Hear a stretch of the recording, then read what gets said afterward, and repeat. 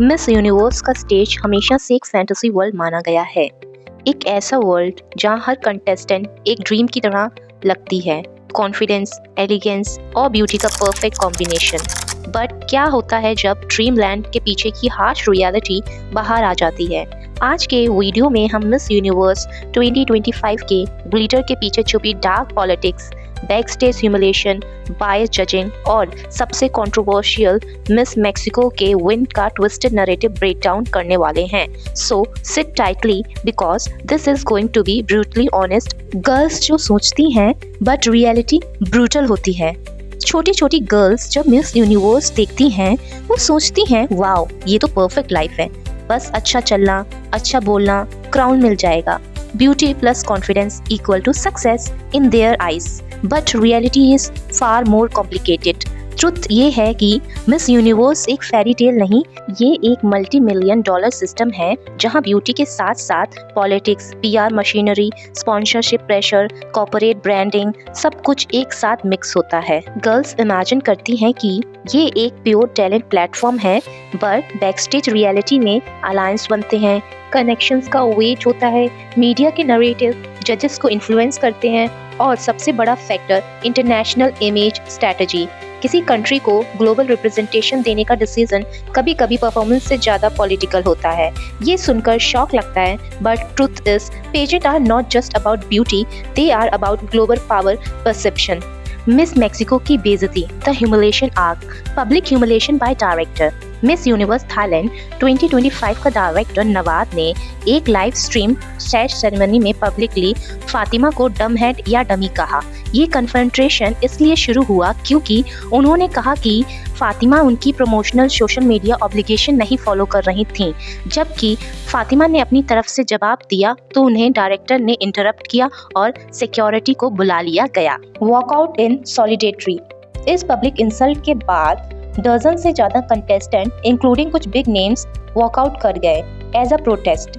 Miss Universe 2024 Victoria ने भी उनका साथ दिया और हॉल को छोड़कर बाहर निकल गई और उन्होंने बोला कि to trust another girl is beyond disrespectful. Fatima's reaction and her statement. Fatima ने कहा you are not respecting me as a women. उसके बाद जब सिक्योरिटी बुलाया गया तो उन्होंने रूम छोड़ दिया अपनी डिग्निटी के लिए।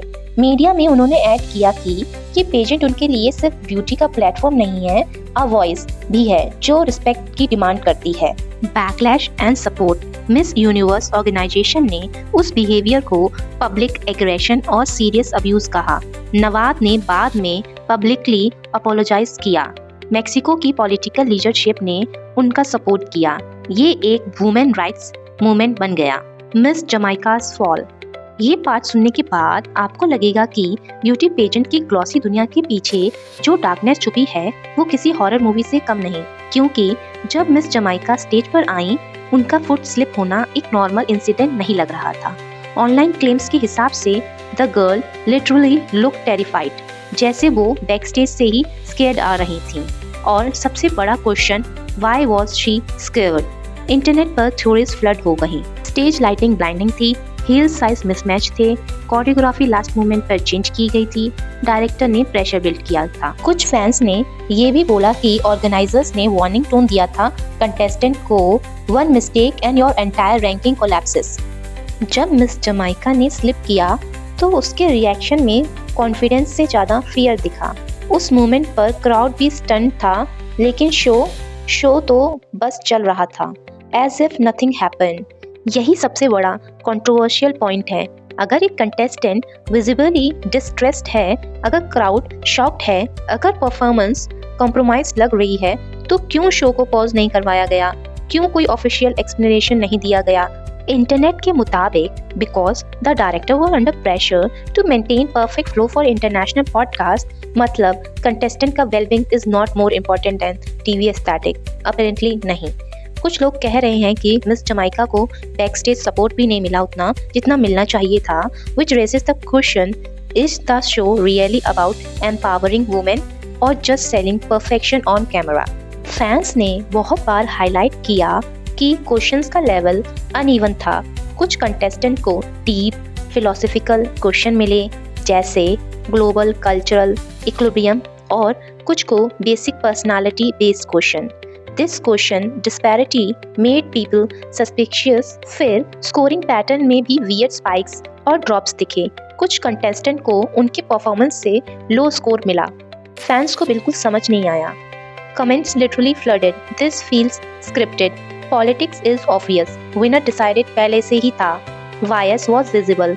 कुछ सोशल मीडिया एनालिटिक्स ने यह भी क्लेम किया कि मिस यूनिवर्स 2025 एक ब्रांड ड्रिवन स्ट्रैटेजिक डिसीजन था, परफॉर्मेंस ड्रिवन नहीं। ऑफ कोर्स ऑफिशियल साइट ने सारी क्लेम्स डिनाई की, बट इंटरनेट की फाइल कब कभी टैम्प होती है। जिसकी बेइज्जती हुई वही विनर बनी।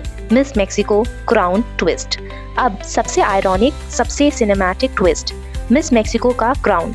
ये सिंपैथी वेव विन था। ये पीआर ड्रिवन डिसीजन था। ये फेयर नहीं था, ये पॉलिटिकली अलाइन था। इंटरनेट डिवाइडेड है। कुछ सेलिब्रेट कर रहे हैं, कुछ क्वेश्चंस कर रहे हैं, बट एक बात क्लियर है, the humiliation arc turning into a winning arc made this pageant the most talk about Miss Universe edition of the decade. So everyone, Miss Universe 2025 ने हमें एक लेसन दिया है।